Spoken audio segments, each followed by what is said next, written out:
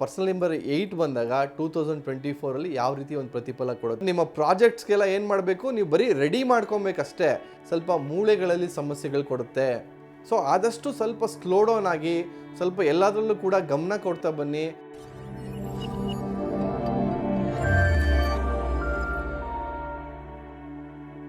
ಅಭಿವೃದ್ಧಿ life style ವೀಕ್ಷಕರಿಗೆ ಸ್ವಾಗತ. ನಿಮ್ಮ ಡಾಕ್ಟರ್ ದೀಪಕ್ ಗುರುಜಿ ಮಾಡುವ ಪ್ರಣಾಮಗಳು. ಸೊ ಇವಾಗ ಏನು ಸೀರೀಸ್ ಮಾಡ್ತಾ ಇದ್ದೀವಿ, ಯಾವ ಪರ್ಸನಲ್ ಇಯರ್ ನಂಬರ್ ಬಂದಾಗ ಯಾವ ರೀತಿ ಪ್ರತಿಫಲ ಕೊಡುತ್ತೆ ಅನ್ನೋದ್ರ ಬಗ್ಗೆ ತಿಳಿಸ್ತಾ ಇದ್ದೆ. ಸೊ ಇವತ್ತು ಮಾತಾಡೋ ನಂಬರ್ ಆದರೆ personal year number 8. So personal number 8 ಬಂದಾಗ 2024 ಅಲ್ಲಿ ಯಾವ ರೀತಿ ಒಂದು ಪ್ರತಿಫಲ ಕೊಡುತ್ತೆ ಅನ್ನೋದ್ರ ಬಗ್ಗೆ ತಿಳಿಸ್ತಾ ಇದ್ದೀನಿ ಸ್ನೇಹಿತರೆ.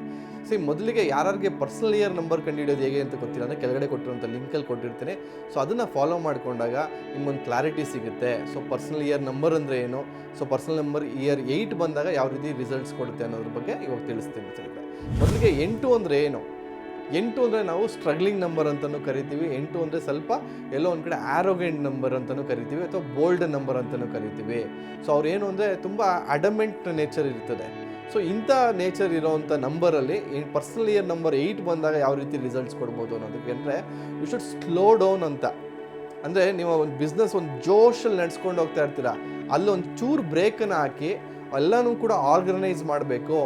ಅಂದರೆ ನಿಮ್ಮ ಪ್ರಾಜೆಕ್ಟ್ಸ್ಗೆಲ್ಲ ಏನು ಮಾಡಬೇಕು, ನೀವು ಬರೀ ರೆಡಿ ಮಾಡ್ಕೊಬೇಕಷ್ಟೇ. ಬಟ್ ನೀವು ಲಾಂಚ್ ಮಾಡಬೇಕಾಗಿರೋದು ಪರ್ಸನಲ್ ಇಯರ್ ನಂಬರ್ 9 ಬಂದಾಗ ಲಾಂಚ್ ಮಾಡಬೇಕು.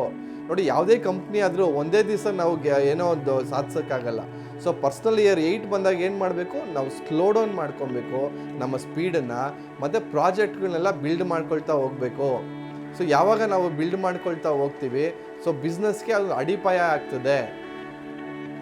ಯಾವಾಗ ಬಿಸ್ನೆಸ್ಗೆ ಅಡಿಪಾಯ ಆಗ್ತದೆ, ಅದ್ಭುತವಾದಂಥ ನೀವು ರಿಸಲ್ಟ್ಸನ್ನ ಪಡ್ಕೊಬೋದು. ಸೊ ಅಂದರೆ ಏನು, ಒಂದು ಬಿಸ್ನೆಸ್ ಆಗಲಿ ಇನ್ನೊಂದಾಗಲಿ ಒಂಚೂರು ಸ್ಲೋ ಡೌನ್ ಆಗಿ ಪ್ರಿಪ್ರೇಷನ್ಸ್ ಮಾಡಿಕೊಂಡಾಗ next year number personal year number 9 ಬಂದಾಗ ಎಕ್ಸಲೆಂಟ್ ರಿಸಲ್ಟ್ಸನ್ನು ನೀವು ಪಡ್ಕೊಬೋದು ಅಂತ ಹೇಳಕ್ಕೆ ಇಷ್ಟಪಡ್ತೀನಿ. ಬಟ್ ಈ ವರ್ಷ ಪರ್ಸನಲ್ ನಂಬರ್ 8 ಬಂದಾಗ ಏನು ಅಂತಂದರೆ ಸ್ವಲ್ಪ ಮೂಳೆಗಳಲ್ಲಿ ಸಮಸ್ಯೆಗಳು ಕೊಡುತ್ತೆ. ಸೊ ಸ್ವಲ್ಪ ಏನಾದ್ರು ಕೈ ಫ್ರ್ಯಾಕ್ಚರ್ ಆಗುವಂಥದ್ದು ಅಥವಾ ಕ್ಯಾಲ್ಶಿಯಂ ವೀಕ್ನೆಸ್ ಆಗುವಂಥದ್ದು ಇವೆಲ್ಲವೂ ಕೂಡ ಆಗುವಂಥ ಚಾನ್ಸಸ್ ಇರ್ತದೆ. ಮತ್ತು ಕೆಲವೊಂದು ಕಡೆ ಅಂತೂ ಕೆಲವೊಬ್ಬರಿಗೆ ಹೆಲ್ತ್ ಇಶ್ಯೂಸ್ ಕೂಡ ಆಗುತ್ತೆ. ಸೊ ಆದಷ್ಟು ಸ್ವಲ್ಪ ಸ್ಲೋ ಡೌನ್ ಆಗಿ ಸ್ವಲ್ಪ ಎಲ್ಲದರಲ್ಲೂ ಕೂಡ ಗಮನ ಕೊಡ್ತಾ ಬನ್ನಿ.